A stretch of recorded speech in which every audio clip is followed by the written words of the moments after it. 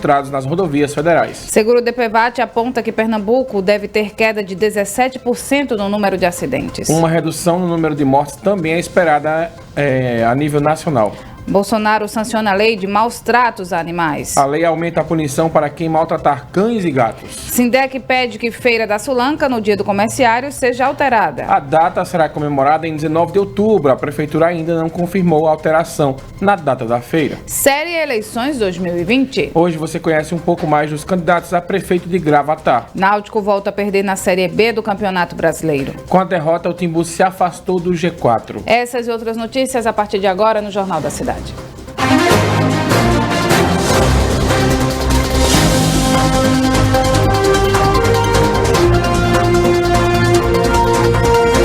Jornal da Cidade.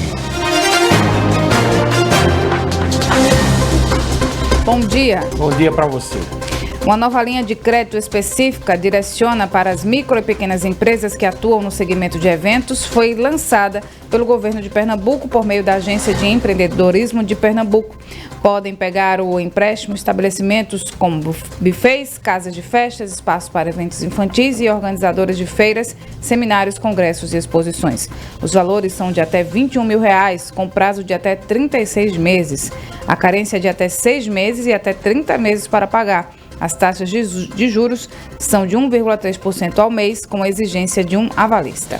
Durante o período de carência é preciso pagar os juros. Os recursos poderão ser usados para capital de giro, pequenas reformas, compra de matéria-prima e equipamentos de proteção individual, como escudos faciais, álcool em gel, máscaras, luvas e protetores de pés. 7h03. O Instituto Ricardo Brenan reabre nesta sexta-feira com novos protocolos. Saiba como vai funcionar essa retomada com o Tiago Silva, direto da Rádio Clube de Pernambuco. Fechado desde 14 de março, devido à pandemia da Covid-19, o Instituto Ricardo Brenan na Várzea reabrirá nesta sexta-feira. A visitação será reduzida e o museu vai funcionar de sexta a domingo, das 13 às 17 horas, com a última entrada acontecendo até às 16h30. O Instituto Ricardo Brenan terá a capacidade de visitantes reduzida em 1/3 em cada dependência. Pinacoteca, galeria, museu de armas e contará com um circuito para direcionar o público no percurso pelas exposições, com sinalização no piso e placas indicativas. Outra mudança será em relação à compra dos ingressos, que acontecerá pelo site do Instituto Ricardo Brenan e também na bilheteria apenas por meio de cartão de crédito ou débito. Os agendamentos de visitas em grupos estão suspensos temporariamente. Nas visitas, o uso da máscara será obrigatório tanto para os colaboradores do Instituto quanto para o público. Atividades virtuais do museu continuarão acontecendo paralelamente ao funcionamento presencial. Um informativo sobre reabertura e as normas dos protocolos de segurança serão disponibilizados no site do Instituto Ricardo Brenan e nas redes sociais, além de placas e cartazes distribuídos pelos espaços físicos do museu. Ingressos R$ 32,00 inteira e R$ 16,00 a meia entrada. Entrada gratuita para crianças até 7 anos, mediante a apresentação da documentação. Dos estúdios da Rádio Clube de Pernambuco, Tiago Silva para a Rádio Cidade. Todo mundo ouve, todo mundo vê.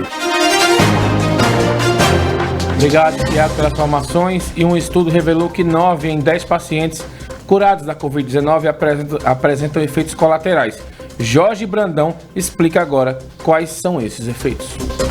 De acordo com um estudo preliminar sul-coreano, 9 em cada 10 pacientes com o novo coronavírus relataram ter experimentado efeitos colaterais como fadiga, perda do olfato ou paladar e distúrbios psicológicos depois de se recuperarem da Covid-19. A pesquisa ocorre no momento em que o número global de mortes pela doença ultrapassou 1 milhão nessa semana. Ainda segundo a pesquisa, dos 965 pacientes recuperados da infecção, 879 pessoas, o equivalente a 91,1%, responderam que estavam sofrendo pelo menos um efeito colateral da doença, segundo a autoridade da Agência de Prevenção e Controle de Doenças da Coreia. A Coreia do Sul também está conduzindo para o próximo ano um estudo separado com cerca de 16 organizações médicas sobre complicações potenciais da doença por meio de uma análise detalhada envolvendo tomografias em pacientes recuperados. Jorge Brandão, Rádio Cidade. Todo mundo ouve, todo mundo vê. Obrigada, Jorge, pelas informações, e vamos aos números da Covid em Caruaru, Pernambuco e também no Brasil. Em Caruaru, foram registrados 66 novos casos da Covid. Com isso, o município tem agora 8.564 casos confirmados. A Secretaria de Saúde de Caruaru também registrou 2 novas mortes. Totalizando, tem o número total aí de mortes em Caruaru, Mário? 332. 332 mortes. 332 mortes. Os recuperados chegaram a 8.102. A Secretaria Estadual de Saúde de Pernambuco registrou 1.229 casos da Covid. Com esses novos registros, Pernambuco agora acumula 146.325 casos confirmados. Deu uma subida. Foi ontem. É porque acumula do fim de semana, né? Com a questão aí do... Aquelas subnotificações, né? Porque no fim de semana se notifica menos porque nem todo mundo está trabalhando, são os plantões e às tal. Vezes o envio de dados para a Secretaria de Saúde demora mais um pouco, são localidades mais afastadas e tal. Também foram confirmadas mais 32 mortes ocorridas desde o dia 30 de maio. O total de mortes no estado agora é de 8.222 mortes. No Brasil, o Ministério da Saúde confirmou um total de 4,7 milhões de casos, 142 mil mortes e mais de 4 milhões de recuperados. Muito bem. E foi deflagrada pela Polícia Civil de Pernambuco a Operação Omnia, que tenha como alvo uma organização criminosa suspeita de receptação de carga, crimes contra a relação de consumo e também lavagem de dinheiro no Recife. De acordo com a polícia, foram expedidos 22 mandados de busca e apreensão nas cidades de Recife, Camaragibe, Olinda, Paulista e Cabo de Santo Agostinho, pela 6ª Vara Criminal da Comarca da Capital. Metade deles cumpridos em casas dos suspeitos e outros 11 em empresas. As investigações sobre os crimes começaram em setembro de 2019, quando a polícia identificou uma carga suspeita de pilhas avaliada em R$500 mil, guardada em um galpão no bairro do Ibura, na zona sul do Recife. No mesmo local ainda foram encontradas em outras ocasiões grandes quantias em produtos de outras marcas, orçados em mais de R$1 milhão. O espaço, segundo a investigação, funcionava como centro de distribuição de mercadorias de origem criminosa, que posteriormente eram vendidas em estabelecimentos da família de um dos suspeitos. Os pontos de venda ficavam no bairro da Mostardinha e no Centro de Abastecimento e Logística de Pernambuco, a CEASA, ambos na zona oeste do Recife. A investigação foi comandada pelos delegados Edmilson Batista Ferreira Júnior e Ana Catarina Cavalcante, titular e adjunta da Delegacia de Polícia de Roubos e Furtos de Cargas, respectivamente. O material recolhido na operação foi encaminhado à sede do Departamento de Repressão aos Crimes Patrimoniais, o DEPATRI. E quem passou pelo centro de Caruaru ontem, né, Mário, no fim da manhã, se deparou com uma confusão. Ninguém sabia o que era, muita gente, trânsito parado. Mas é o seguinte, nesta terça-feira uma tentativa de homicídio foi registrada na rua Duque de Caxias, no centro de Caruaru. Alex Murphy esteve no local e conta como tudo aconteceu. A tentativa de homicídio aconteceu no final da manhã dessa terça-feira dentro de um ônibus na rua Duque de Caxias, no centro da cidade. O homem foi esfaqueado. De acordo com o vendedor Heriberto Antônio, o suspeito do crime chegou de moto ao local. Veio de mototáxi, desceu da moto, já entrou dentro do ônibus e já começou a esfaquear o cara, ligeiro. Não deu tempo pra nada não. Assim quando o motorista fechou a porta, só deu tempo ele desceu da moto e entrou e já foi esfaqueando. Não deu tempo do cara de se defender de nada não, foi ligeiro demais. Dona Rosemary trabalha bem próximo onde tudo aconteceu. Ela relata o desespero da vítima e, segundo ela, uma mulher também ficou ferida. Eu vi na hora que o rapaz estava tentando esfaquear o outro. E o outro lutando com o corpo para se defender. E falaram que teve uma moça que estava no ônibus e ela levou um corte no braço também. Mas acho que foi uma tentativa de homicídio, aquilo. E o motorista ficou apavorado e o pessoal começou a correr com medo, assustado, todo mundo assustado. Em um áudio enviado por WhatsApp, o motorista do ônibus descreve o momento de tensão que passou. A gente está numa situação difícil aqui de frente à Estudantil. Um camarada entrou dentro do ônibus, esfaqueou um camarada aqui na frente da gente aqui. Se tiver alguém que dá suporte aí a gente da empresa aí, por favor, eu estou muito nervoso. De acordo com Alisson Antônio, o suspeito tentou fugir do local, mas foi alcançado pela população. Eu estava aqui em pé, o cara veio correndo, tinha uns de 15 a 20 pessoas correndo atrás dele. Pega o bandido. Aí quando chegou aqui de frente da minha banca, derrubaram ele. Aí disseram, cuidado que ele tá com uma faca. Aí quando pegaram a faca dele, aí levantaram. Eu vi também a faca estava um pouco envergada. Fizeram um círculo, aí depois de 15, 20 minutos, aí a polícia chegou. Várias pessoas que passaram pelo local registraram o momento em que o suspeito foi detido por agentes da Guarda Municipal. As vítimas foram socorridas pelo SAMU e encaminhadas para o Hospital Regional do Agreste. Já o suspeito foi encaminhado para a Delegacia de Homicídios no bairro Pinheirópolis. Pense numa confusão, viu? Olha, nossa equipe teve acesso ao boletim interno da Guarda Municipal. Segundo a equipe que atendeu a ocorrência, os guardas municipais estavam em uma barreira sanitária na rua 15 de novembro, também no centro, quando ouviram algumas pessoas gritando "pega ladrão". Ao se dirigirem para a Avenida Rio Branco, os guardas municipais encontraram algumas pessoas que pediram apoio, como você está vendo aí nas imagens na experiência Rádio Cidade. A equipe encontrou a população com suspeito da tentativa de homicídio. A Guarda Municipal imobilizou e levou para a Delegacia de Homicídios de Caruaru. Segundo o boletim da Guarda, o suspeito aí tinha um mandado de prisão em aberto por homicídio e passagem por uma tentativa de homicídio e tráfico de drogas e vai agora para o lugar de onde nunca devia ter saído, a prisão. E a vítima da tentativa de homicídio foi levada para o Hospital Regional do Agreste. Segundo a assessoria de imprensa do HRA, ao dar entrada na unidade, a vítima foi levada para uma cirurgia. Até o fechamento desta edição, não houve atualização sobre o estado de saúde do jovem. Segundo a assessoria de imprensa, isso será feito hoje pela manhã. Em nota, a ETPC esclareceu que a vítima tentava fugir do suspeito quando entrou no ônibus e foi agredido com uma faca. Segundo a nota, a discussão que levou à violência teve início fora do ônibus. O comunicado ainda destaca que repudia qualquer tipo de violência e que está à disposição das autoridades para colaborar aí na investigação deste caso. A pessoa estava tentando fugir ali, né? Entrou no ônibus, como entraria em uma loja, como entraria, enfim, né? A gente fala isso muito nas casas da gente, né? A importância de estar fechado, porque quando tem esse tipo de confusão, o primeiro lugar que está aberto, ou a criatura emburaca, né? 7h14, um homicídio foi registrado na rua Alferes Jorge, no bairro Indianópolis, no Centro de Referência Especializado para a População em Situação de Rua de Caruaru, mais conhecido como Centro Pop, que é mantido pela Prefeitura. A vítima é um homem de 32 anos, é natural do Recife e morava no bairro do Salgado. A Polícia Militar chegou a prender 2 suspeitos pelo crime. Informações preliminares afirmam que 3 homens se desentenderam e um deles foi esfaqueado e morreu no local. A gente também entrou em contato com a assessoria de imprensa de Caruaru para saber detalhes sobre a segurança do local, né? Já que é um local que acolhe pessoas em situação de rua, situação de vulnerabilidade, mas até o momento essa resposta não chegou. Muito bem, 7h14 e ao tentar fugir de um assalto, um ciclista foi atropelado e morreu na BR-101. Confira outros detalhes dessa situação com Robson Nelson.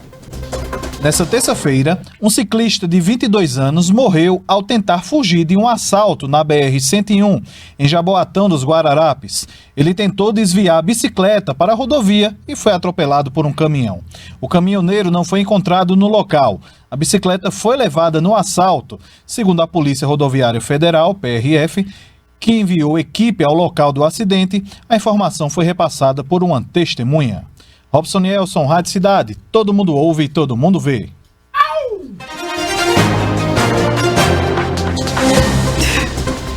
7h15. Na tarde dessa terça-feira, um eletricista da Companhia Energética de Pernambuco foi assassinado quando estava cortando a energia de um cliente. O crime aconteceu em Limoeiro. O corte da energia estava sendo realizado legalmente na fazenda Aras Vovozito por falta de pagamento. 2 eletricistas estavam no local e, após o corte, o proprietário da fazenda foi até os eletricistas disparando uma arma contra um deles, que acabou morrendo no local. O homem obrigou o outro funcionário a religar a energia enquanto o ameaçava com a arma. Depois que a energia foi restabelecida, ele forçou o funcionário a entrar na mala do carro da CELP. A Polícia Civil informou que o crime foi registrado na Delegacia de Homicídios de Limoeiro e está sendo investigado pelo delegado Fabrício Pimentel.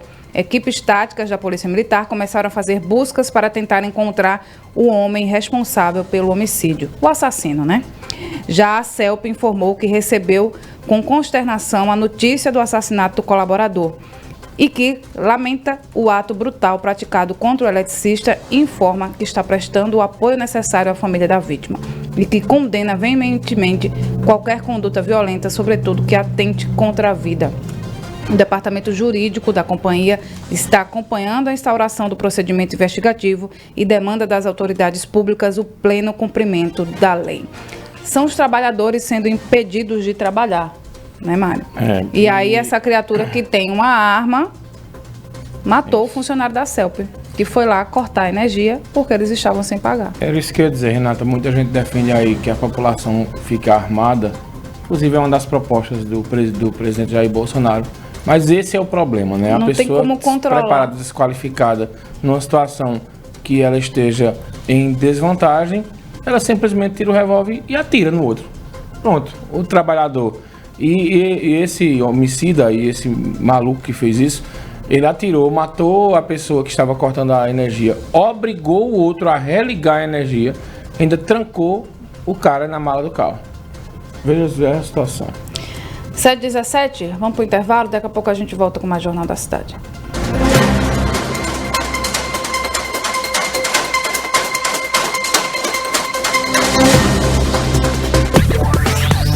Você está ouvindo o programa Jornal da Cidade. A apresentação: Mário Flávio e Renata Torres. Apoio: Unimed Caruaru. Cuidar de você. Esse é o plano. E Casa Nova Construção. Sua melhor escolha em toda reforma ou construção. Sua casa é aqui.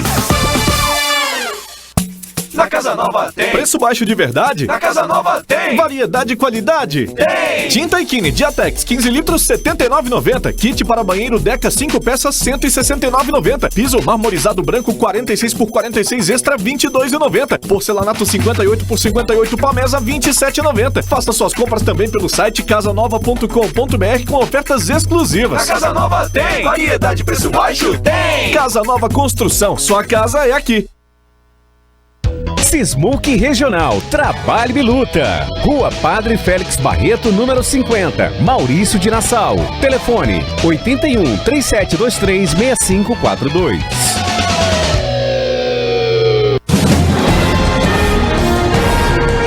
Chegou a hora de escolher quem vai governar o seu município pelos próximos 4 anos. E o primeiro debate entre os candidatos a prefeito de Caruaru, você acompanha na Rádio Cidade, no dia 2 de outubro, às 6 da tarde. Delegado Lessa, Marcelo Gomes, Marcelo Rodrigues, Rafiê Delon e Raquel Lira se enfrentam em um confronto de ideias e soluções para o desenvolvimento de um dos municípios mais importantes de Pernambuco. Rádio Cidade, eleições 2020. Seu compromisso com a democracia começa aqui. Apoio Caruaru Shopping, sempre perto de você. Clínica Oculare, oftalmologia avançada para a saúde de sua visão. Casa Nova Construção, comemorando 19 anos com muita promoção e ofertas especiais. Aproveite. Color Graph, as melhores soluções para a sua campanha. Locação de ônibus, micro e van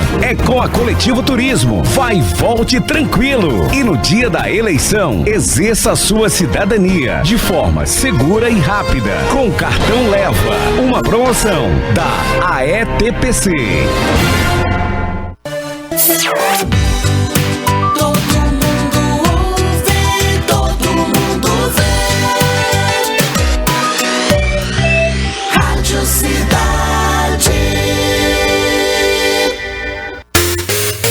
Na Rádio Cidade, 7h20.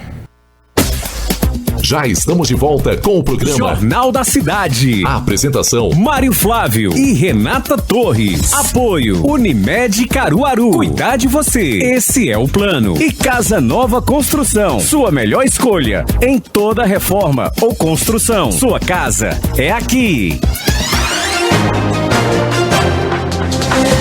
Muito bem, 7 horas e 21 minutos e um homem de 41 anos morreu em Agrestina.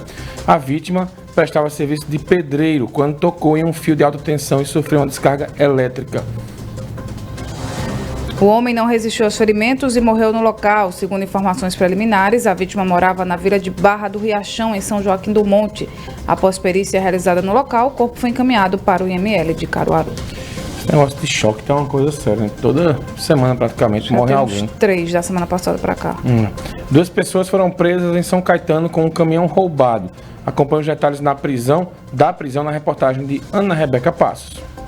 2 homens de 46 e 21 anos que transportavam equipamentos para detectar e bloquear o rastreador de caminhões foram detidos pela Polícia Rodoviária Federal na BR-232 em São Caetano. Os aparelhos são utilizados por quadrilhas especializadas em assaltos a veículos de carga.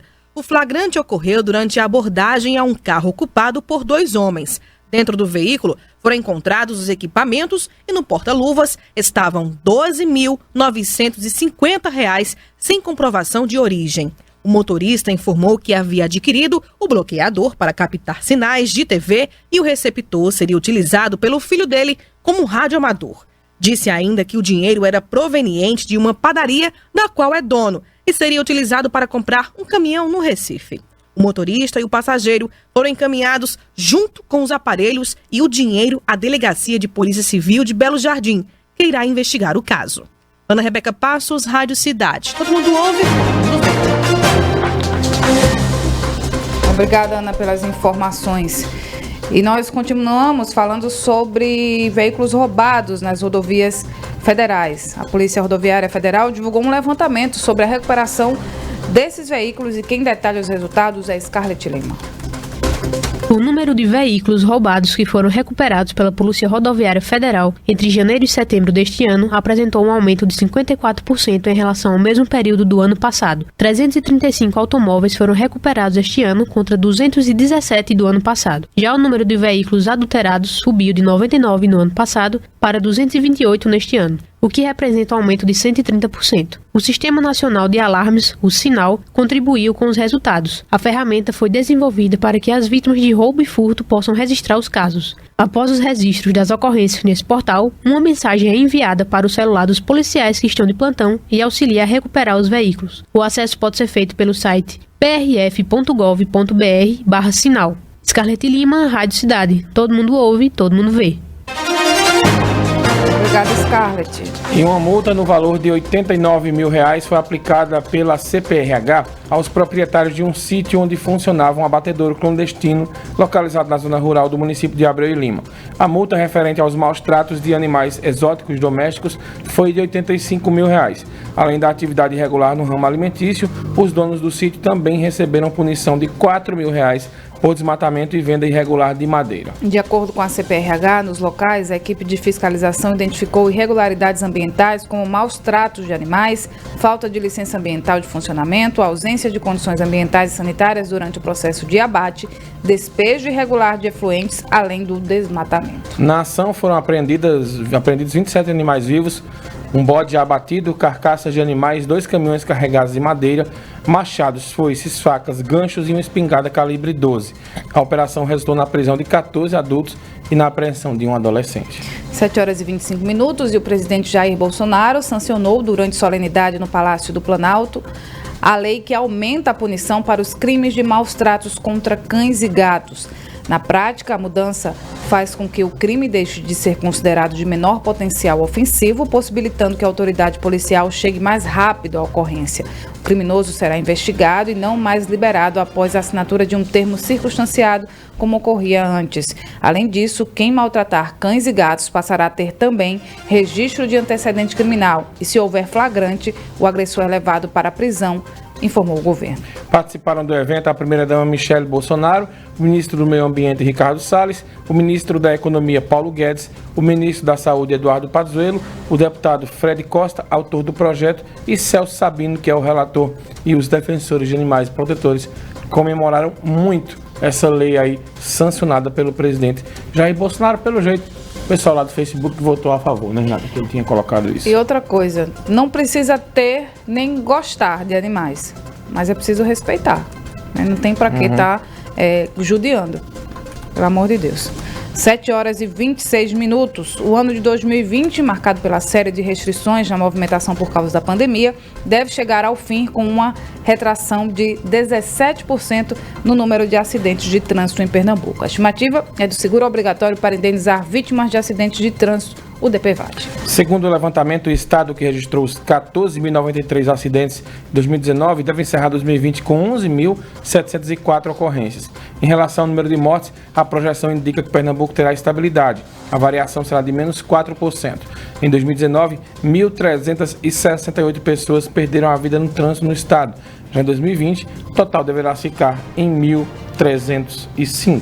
Apesar da redução de mortes esperada para 23 das 27 unidades da federação, o Brasil deve permanecer com média de 30 mil mortes por ano. O estudo prevê uma queda de 19% no número de acidentes em todo o país, considerando o período de isolamento social. A estimativa é que 229.646 vítimas sejam indenizadas aí pelo seguro em acidentes ocorridos neste ano. 7 horas e 27 minutos. Na segunda visita como presidente a Pernambuco, Jair Bolsonaro vai amanhã a São José do Egito, no sertão do Pajeú. A agenda presidencial, divulgada pelo Palácio do Planalto, informa que ele vai participar da inauguração da segunda etapa do sistema adutor do Pajeú. A cerimônia está prevista para começar às 10h30 da manhã. A primeira visita de Bolsonaro ao estado foi em maio de 2019. Na ocasião, o presidente participou de uma reunião com governadores do Nordeste, lá no Recife. Ele também foi a Petrolina, no Sertão, para inaugurar uma obra habitacional. De acordo com a Compesa, serão beneficiados ao todo 290 mil moradores das estados de Floresta, Carnaúbeira da Penha, Serra Talhada, Calumbi, Flores, Carnaíba, Quixaba, Afogados da Engazeira, Iguaraci, Engazeira, Tuparetama, Tabira, São José do Egito, onde Bolsonaro vai estar, e Tapetim e Santa Terezinha. A obra da segunda etapa começou em março deste ano. É esperado que a oferta de água aumente em 78% aí para a região. Isso porque a vazão do sistema passará de 290 para 480 litros por segundo. A captação é realizada no leixo leste da transposição do Rio São Francisco. A obra executada pelo Departamento Nacional de Obras contra as Secas, o DENOX, com investimento na ordem de 250 milhões de reais, é composta de 57 quilômetros de adutoras e 2 estações de bombeamento de água. 7 horas e 28 minutos e também no Sertão, um temporal que causou chuva torrencial com granizo surpreendeu a cidade de Custódia. Os ventos chegaram a assustar moradores que ficaram sem energia. Segundo a APAC, você está vendo aí as imagens do temporal no YouTube da Rádio Cidade 99.7. Pense num ventania, viu? A ocorrência de precipitação de granizo é rara. O vento chegou a derrubar o teto de um posto de gasolina no bairro do Matadouro e a chaminé de uma empresa. Ventania danada. A APAC ainda informou que nesta época do ano as temperaturas estão elevadas no sertão e o aumento significativo de umidade favorece ocorrências de movimentos verticais fortes, provocando o surgimento de nuvens do tipo cumulonimbus. A agência aponta ainda que este tipo de nuvem tem grande desenvolvimento vertical e dentro dela a formação de cristais de gelo que, dependendo da velocidade da precipitação, caem ainda em forma de pedras de gelo, dando origem assim ao granizo. Custódia foi a cidade onde mais choveu em Pernambuco nas últimas 24 horas. Até amanhã desta terça-feira, o município acumulou 12,5 milímetros de precipitação, mas o que chamou a atenção mesmo foi a ventania por lá. E a massa de ar seco e quente que está sobre o interior do Brasil deve permanecer até a próxima semana, elevando as temperaturas e afastando as possibilidades de chuva, em especial nas regiões centro-oeste e sudeste.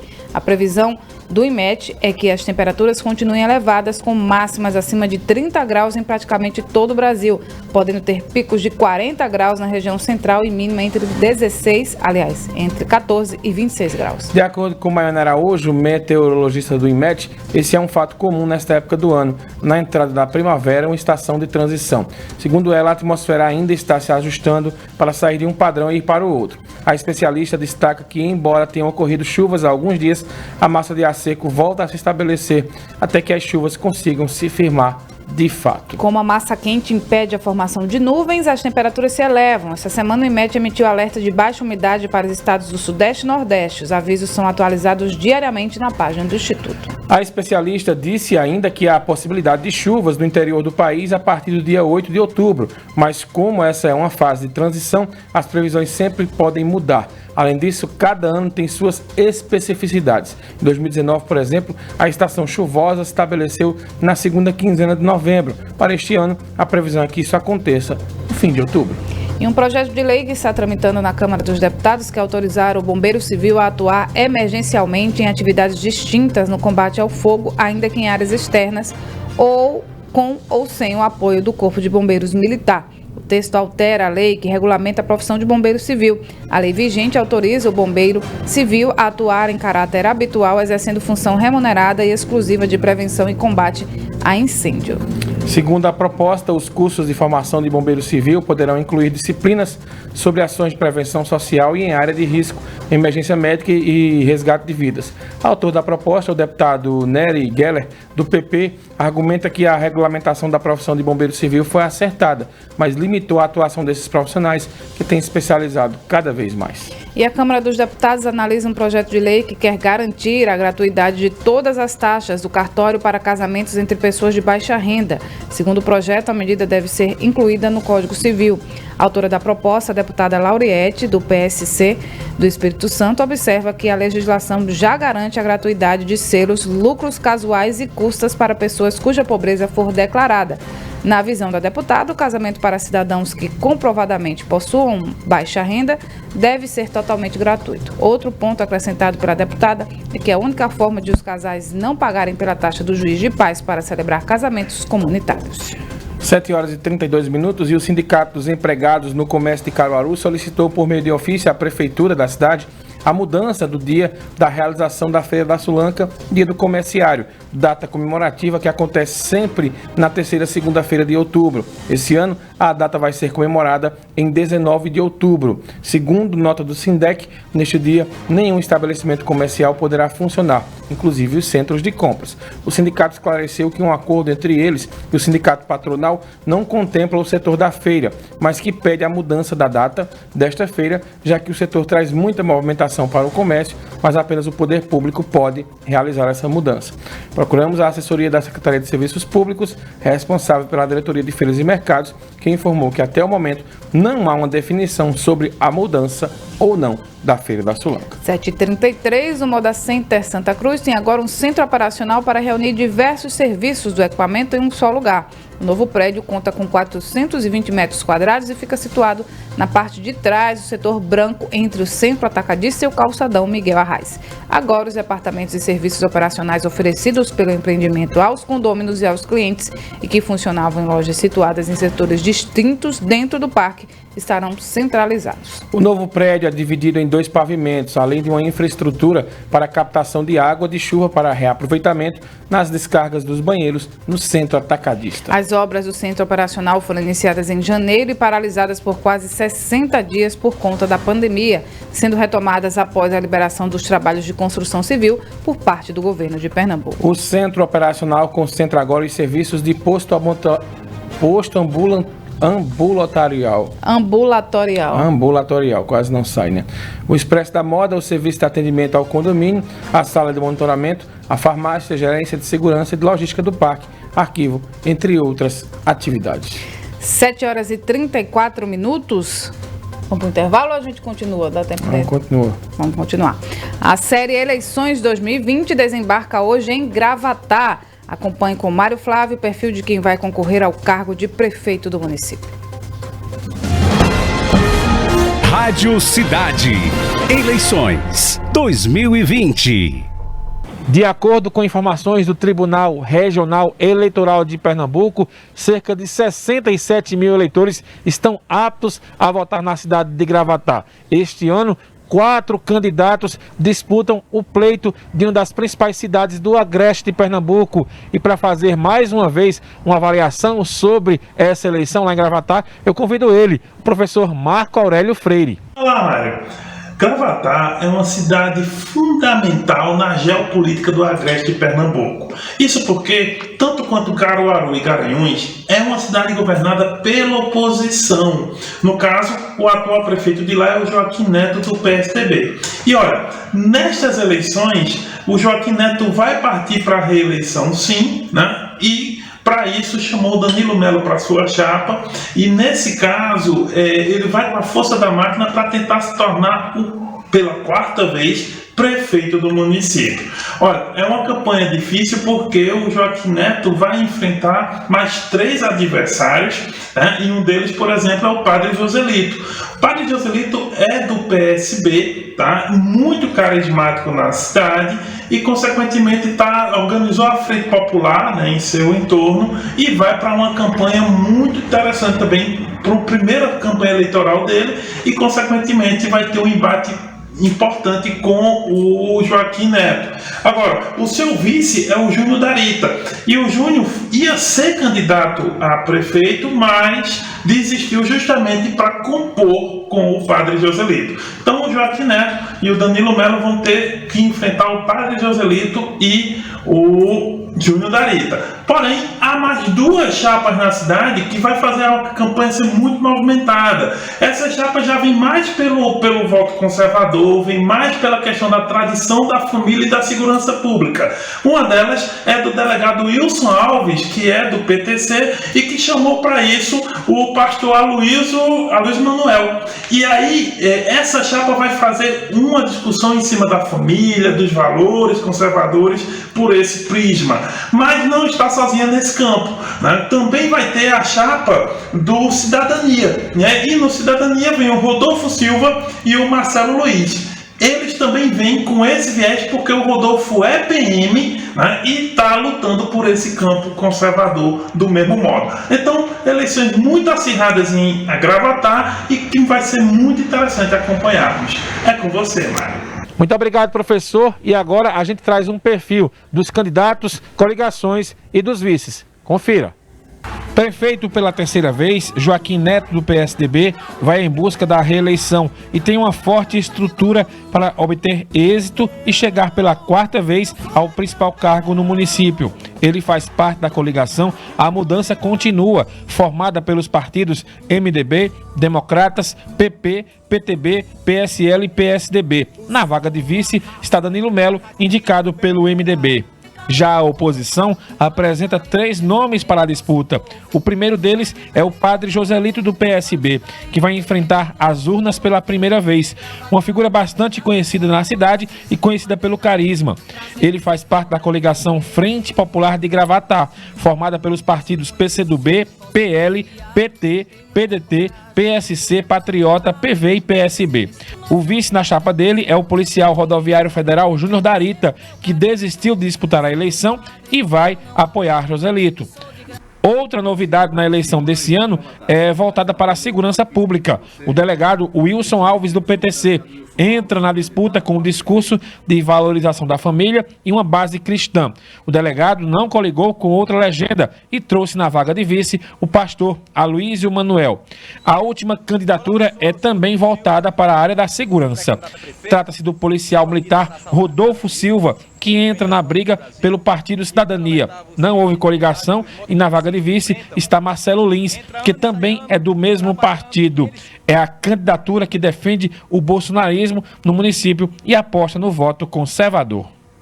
Muito bem, então esse foi o perfil da cidade de Gravatá e amanhã a gente segue contando para você quem são os candidatos da região. A cidade dessa vez será Taquaritinga do Norte. Rádio Cidade. Eleições 2020. Muito bem, a gente vai passar agora para vocês aqui, antes de ir para o intervalo, as agendas dos candidatos a prefeito de Caruaru. Hoje, segundo a assessoria de imprensa, o candidato Marcelo Gomes não vai ter agenda de campanha. O candidato Marcelo Rodrigues, do PT, pela manhã, vai visitar microempresários no bairro do Salgado e tem reunião na cooperativa dos loteiros de Caruaru. E à tarde vai participar de gravação do guia eleitoral no Alto do Moura. Os demais candidatos não enviaram a agenda de campanha até o fechamento desta edição do Jornal da Cidade. Vamos fazer um breve intervalo, daqui a pouco a gente volta com mais informações aqui no seu Jornal da Cidade. A gente volta já. Você está ouvindo o programa Jornal da Cidade. A apresentação: Mário Flávio e Renata Torres. Apoio: Unimed Caruaru. Cuidar de você. Esse é o plano. E Casa Nova Construção. Sua melhor escolha em toda reforma ou construção. Sua casa é aqui.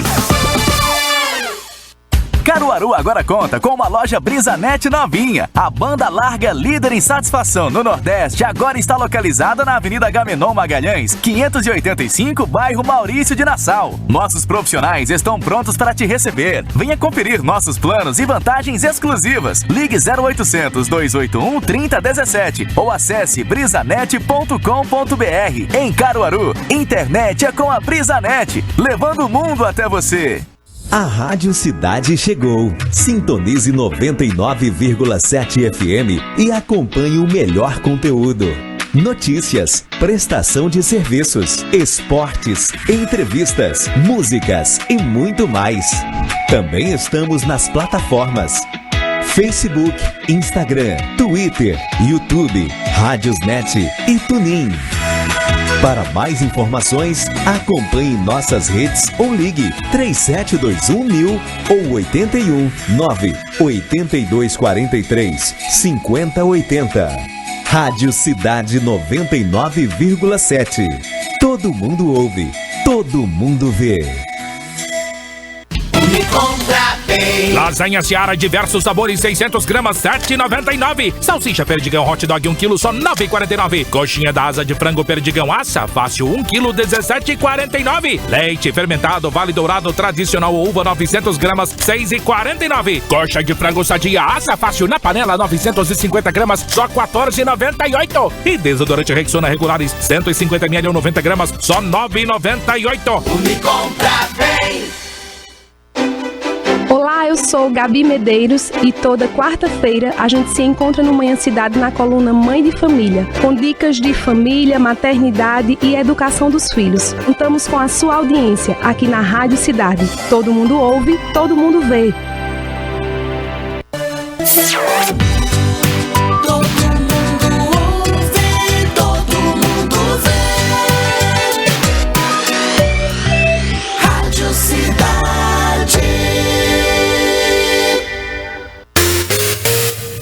Na Rádio Cidade, 7h43. Já estamos de volta com o programa Jornal da Cidade. A apresentação: Mário Flávio e Renata Torres. Apoio: Unimed Caruaru. Cuidar de você. Esse é o plano. E Casa Nova Construção. Sua melhor escolha em toda reforma ou construção. Sua casa é aqui. 7h43. O presidente Jair Bolsonaro publicou no Diário Oficial da União a nomeação do novo desembargador eleitoral de Pernambuco. O nome é do advogado Rodrigo Beltrão, que tinha o apoio do senador e líder do governo Bolsonaro no Senado, Fernando Bezerra Coelho. Ele vai substituir Júlio Oliveira, que encerrou o segundo mandato de juiz titular da Corte. Irregularidades na venda de alimentos destinados à merenda escolar devem receber penalidades mais duras em Pernambuco. É o que pretende o projeto de lei número 1333/2020, deputado Gustavo Gouveia, aprovado pela Comissão de Justiça. De acordo com o texto, além de sofrer responsabilização administrativa, empresas infratoras vão ficar impedidas de realizar novos contratos com a administração pública estadual por até 2 anos.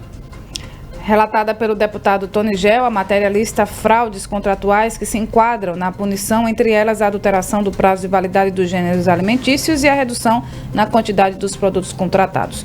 Também menciona o fornecimento de itens com qualidade ruim ou inferior à prevista no contrato, bem como alimentos inadequados a pessoas com limitações intolerantes a glúten ou lactose e diabéticos, por exemplo.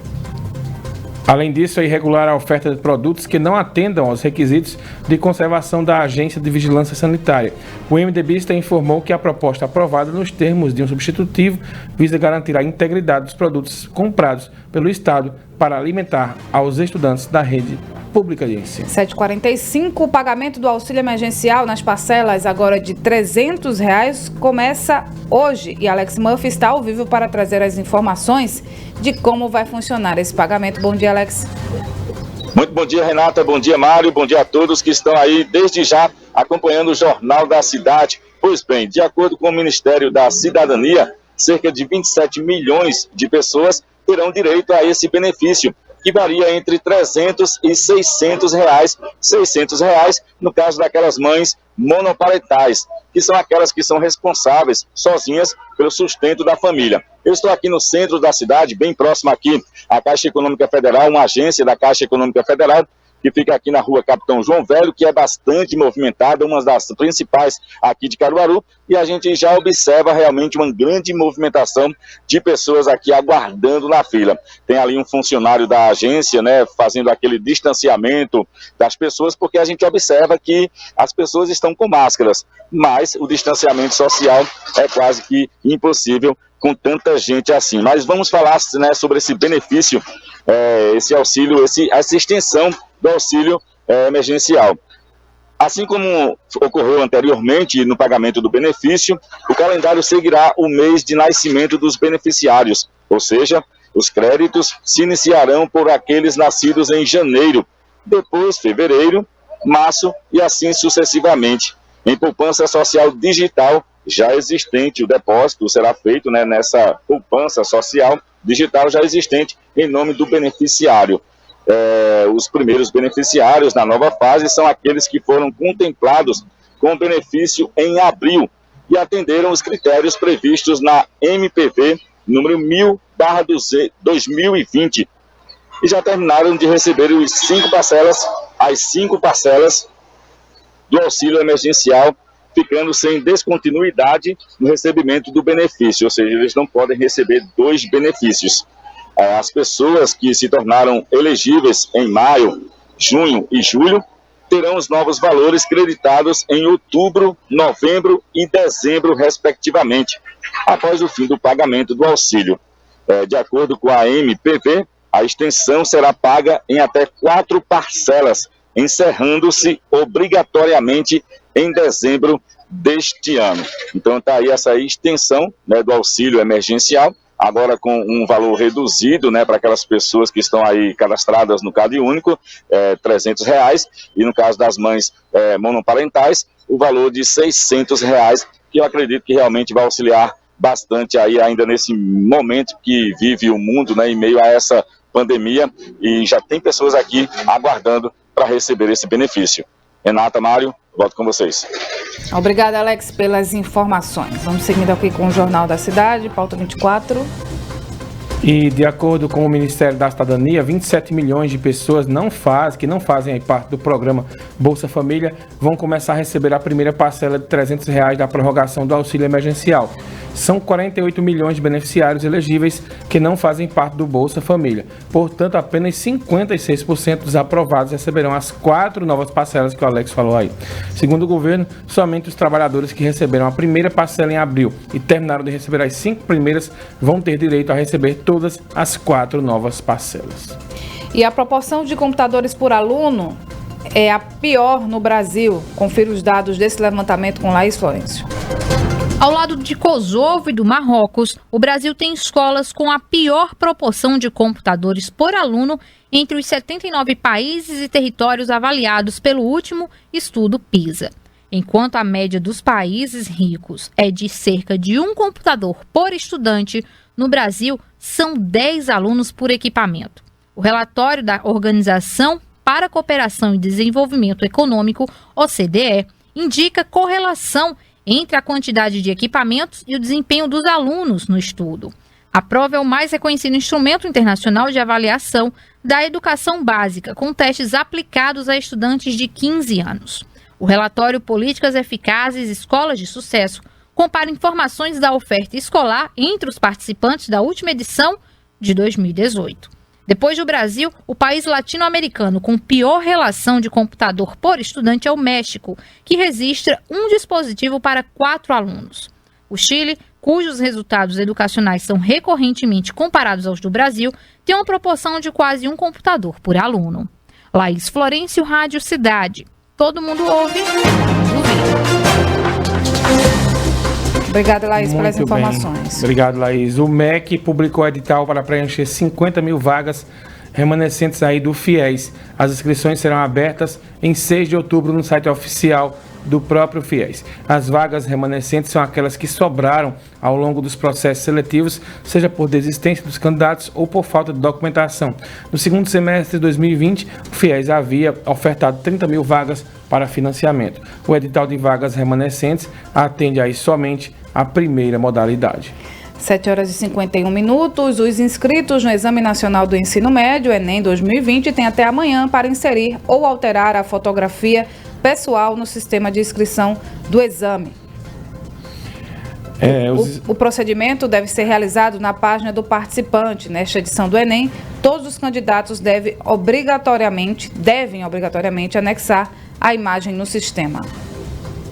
De acordo com o Ministério da Educação, a foto deve atender a algumas regras, como ser atual, nítida, individual, colorida e com fundo branco. Não serão aceitas imagens de pessoas com óculos escuros, boné, chapéu, viseira, gorro ou similares. A fotografia ainda deve mostrar o rosto inteiro do participante, com a boa iluminação e foco, além de estar nos formatos de arquivo JPEG e PNG. Imagens em PDF não serão permitidas. O INEP e o MEC não realizam validação aí da foto. E mais uma informação triste aqui, viu? Pai e filho foram assassinados no sítio Pitombeiras, na zona rural do município de Brejo da Madre de Deus. O crime aconteceu nesta terça-feira. O pai, que tinha 62 anos, e o filho, que tinha 25, sofreram golpes de faca, facão e foice. Os suspeitos de praticarem o crime são irmão e sobrinho do pai, que tem 62 anos, que tinha 62 anos. Os dois estão foragidos. De acordo com informações de moradores da localidade, a briga entre família teria sido motivada por causa de uma herança. Os corpos, aliás, foram encaminhados para o Instituto de Medicina Legal de Caruaru. Muito bem, pela primeira vez o Brasil ficou entre os 10 melhores países na Olimpíada Internacional de Matemática. O time, formado por 6 jovens de 4 estados, conquistou uma medalha de ouro e 5 de prata. O ouro brasileiro foi conquistado pelo pernambucano Pedro Gomes Cabral, de 17 anos, atualmente aluno de um colégio de Fortaleza, lá no Ceará. Pedro fez 32 pontos para conseguir a medalha e o primeiro lugar no pódio. As medalhas de prata ficaram com Fernando Peruso Trevisan, Francisco Moreira Machado Neto, Gabriel Ribeiro Paiva, Guilherme Zeus Dantas e Moura e Pablo Andrade Carvalho Barros. Com 142 medalhas, o Brasil é o país latino-americano com maior número de premiações na competição. O pernambucano havia sido medalhista de prata na edição do ano passado da Olimpíada e Bernardo e Guilherme tinham conquistado o bronze. Muito bem, vamos falar de futebol. Ontem teve mais uma rodada da Série B e no jogo Bacurau, o jogo que começou ontem, terminou hoje, o Náutico perdeu. Quem traz os detalhes pra gente agora é a dupla Vanduí Braga e Robson Nelson. Bom dia.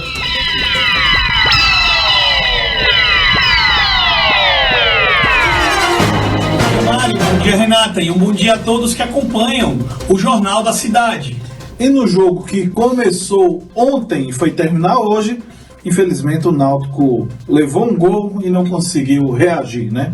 O calor e a falta de qualidade e alguns desfalques não motivaram tanto a equipe do Náutico, infelizmente, mais uma derrota, Vanduí. É isso mesmo, Robson. Na minha opinião, o grande destaque para esse jogo foi sim o calor. Em plena 10 horas da noite, 10h30 da noite aqui em Pernambuco, lá em Cuiabá, 1 hora a menos, tivemos parada técnica nos 2 tempos. Imagina isso, à noite, nos 2 tempos, tendo parada técnica para repor a água aí dos jogadores. O Náutico teve muita dificuldade, principalmente por conta de não ter um banco extenso. Muita gente fora e muita gente de qualidade. E o resultado foi esse, uma derrota para o líder, e agora o Náutico vai ter que remar, porque agora se encontra na segunda página aí da classificação e pega o Confiança no sábado. Vai ser um jogo de 6 pontos, porque o Confiança está pertinho aí do Náutico na segunda página. Se o Náutico não conseguir vencer o Confiança, vai se complicar nas próximas semanas aí do Campeonato Brasileiro da Série B. Ontem também no Futebol na Cidade a gente destacou a viagem da equipe do Central para esse jogo fora de casa diante do Potiguar na cidade de Mossoró. E graças a Deus, os resultados todos negativos. Pois é, Robson, os resultados negativos, e agora o Central já se encontra aí em terras potiguares. Vai jogar contra o Potiguar na quinta-feira, esse jogo às 3h30 da tarde. Atrapalha um pouco aí o torcedor do Central nessa sua rotina, que ia acompanhar esse jogo à noite. Mas agora a transmissão será às 3h30 da tarde, a bola rola e você vai acompanhar tudo aqui na Rádio Cidade. Rádio Cidade. Todo mundo ouve. Todo mundo vê. Obrigado, Robson Vanduí. Passando os demais resultados de ontem: CRB 0, América Mineiro 0, Juventude 1, Operário 0, Vitória 0, CSA 1, CSA já saiu da zona de rebaixamento, já se recupera, Avaí 1, Figueirense 0, Oeste 0, Botafogo 1, o Oeste pelo jeito vai ser mesmo rebaixado, Paraná 1, Chapecoense 0, Guarani 1, Sampaio Correia 1 e Cuiabá 1, Náutico 0. A classificação, Cuiabá com essa vitória segue na liderança, tem 25 pontos. Segunda é o Paraná com 22, a terceira é a Ponte Preta com 21 e a quarta é a Chapecoense com 19. O Náutico agora é o 12º com 14. Na zona de rebaixamento estão Guarani com 10, Cruzeiro com 8, Sampaio Correia com 8 e o Oeste com 6 pontos ganhos. Muito bem, 7 horas e 56 minutos. Deixa eu mandar um abraço aqui para o Cícero Honório. Bom dia, Mari Renata. Hoje estou no YouTube, mas sempre na Rádio Cidade. Um forte abraço, Honório, lá do bairro do Salgado. Muito Mari. bem, façam feito o Honório aí, façam a experiência Rádio Cidade. Se inscrevam no nosso canal, Rádio Cidade 99.7, para que você possa aí, né, acompanhar com a gente. Aqui Lembrando também, que está chegando, né, Mário? Chegando a hora do debate, a hora do debate, sexta-feira, às 5 horas da tarde, né? Tem o esquenta do debate, o pré-debate, o Mário Flávio, o professor Marco Aurélio Freire e a nossa equipe de repórteres acompanhando os bastidores do debate, a chegada dos candidatos aqui à sede da emissora. E às 6 horas em ponto tem início o primeiro debate com os candidatos a prefeito de Caruaru. Momento bastante aguardado, todo mundo querendo aí ouvir o que tem a dizer os candidatos, né? É só uma observação, o Renato não gostou aqui do comentário que a gente fez, né, da história da arma, né, do dono da fazenda que o rapaz da CELP foi cortar e ele acabou matando a pessoa da CELP e prendeu o outro na questão. O que tem a ver a morte do rapaz da selfie com o Bolsonaro? Não tem nada a ver, a gente não falou que a morte tem nada a ver com o Bolsonaro, não. Apenas Bolsonaro defende que todo cidadão deve ter um porte de armas em casa, deve ter arma em casa, e a gente não pensa dessa maneira, porque as pessoas são descontroladas. Então, é só uma opinião, aqui não tem essa questão de imparcialidade ou de parcialidade, isso aqui não. A gente diz, se você nos acompanha, como é o nome dele? Se você nos acompanha... Tem o nome dele aí, Mário? Luiz Gustavo. Se você nos acompanha, Luiz Gustavo, a gente emite muita opinião aqui. A gente sempre deixa claro que não é porque estamos com o microfone, né, com o acesso aos microfones, que o que a gente diz é o que vocês necessariamente têm que pensar. Opinião, já está dizendo, é algo muito pessoal, muito. É de acordo com a educação, com as experiências, com as vivências, com o meio em que você vive. Enfim, é uma série de fatores, algo cultural, é uma série de fatores que influenciam no teu pensamento. O que a gente diz aqui é que o atual governo defende, né, a questão das armas. E o que a gente falou também é que nem todo mundo está preparado para ter.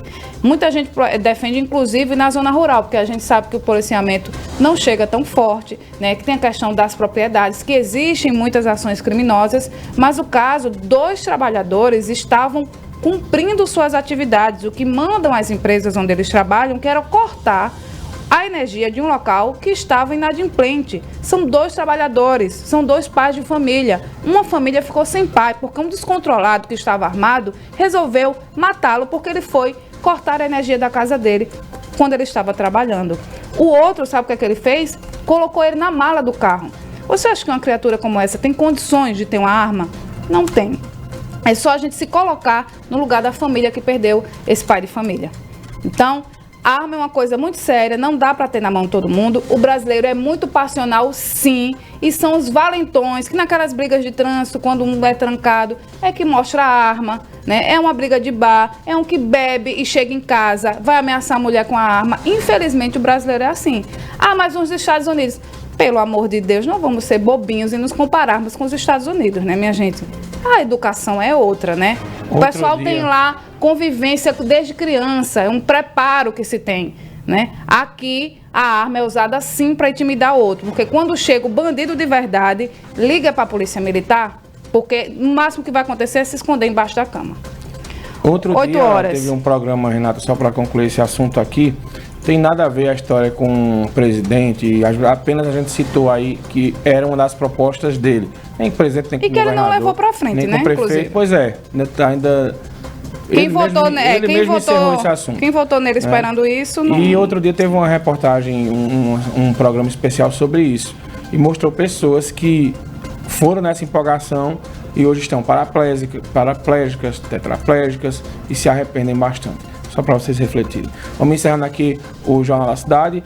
Vai rodar a vinheta, vai dar um intervalo comercial. Na sequência a gente volta com o Manhã Cidade. A gente volta já. Você ouviu na Rádio Cidade o programa Jornal da Cidade. A apresentação Mário Flávio e Renata Torres. Apoio Unimed Caruaru. Cuidar de você. Esse é o plano. E Casa Nova Construção. Sua melhor escolha em toda reforma ou construção. Sua casa é aqui. ZYI 785 Rádio Cidade Caruaru, FM 99,7. Uma emissora do grupo AJS de Comunicação.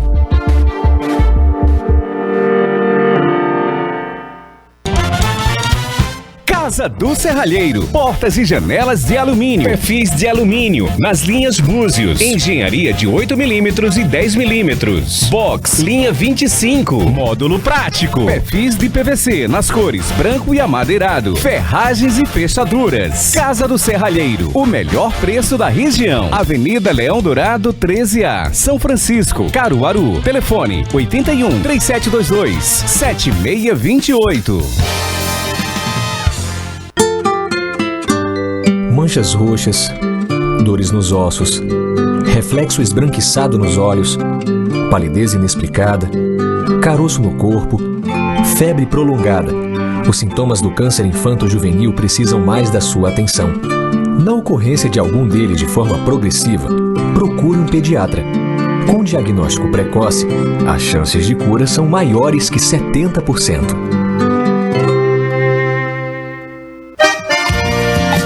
Domingo, às 9 horas da manhã, o nosso Rei do Baião tem um espaço reservado com o programa No Reino do Baião. Ai, ai, que bom, que bom. Luiz Gonzaga traz na bagagem a nossa musicalidade nordestina. Minha vida é andar por este país pra ver se um dia descanso. Com